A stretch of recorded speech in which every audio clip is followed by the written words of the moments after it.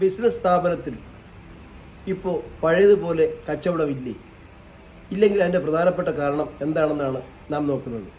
നിങ്ങളുടെ ബിസിനസ് സ്ഥാപനം ഒരു ചെറിയ രീതിയിൽ തുടങ്ങി ഇപ്പോൾ വളർച്ചയുടെ വക്കിലാണ്.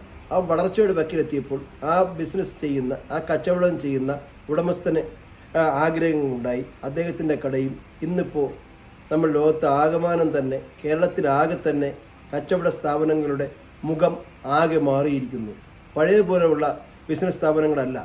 മാറ്റത്തിനനുസരിച്ച് അവർക്കും കടയെ മൂടി പിടിപ്പിക്കേണ്ട ഒരു ഘട്ടം വന്നു. അങ്ങനെ ഘട്ടം വന്നപ്പോഴത്തേക്ക് നമ്മൾ എന്താ ചെയ്തത്? ഏതെങ്കിലും ഒരു ബിസിനസ്സുകാരനെ അല്ലെങ്കിൽ മറ്റുള്ള സുഹൃത്തുക്കളെ ഇവിടെ സഹായം തേടി ഇൻറ്റീരിയർ ഡെക്കറേഷൻ ചെയ്യുവാൻ വേണ്ടി തീരുമാനിച്ചു. ആ ഇൻറ്റീരിയർ ഡെക്കറേഷൻ ചെയ്ത ആൾ അവരുടെ സൗകര്യത്തിനനുസരിച്ച് കുറച്ച് കാര്യങ്ങൾ അവിടെ ചെയ്തു കൊടുത്തു. അതിനുശേഷം ബിസിനസ് വളരെയധികം മോശമായിട്ടാണ് വന്നിട്ടുള്ളത്. അതായത് നേരത്തെ ഉണ്ടായിരുന്ന ബിസിനസ്സിൽ നിന്ന് വളരെയധികം താഴോട്ട് പോകേണ്ട ഒരു അവസ്ഥ വന്നിട്ടുണ്ട്.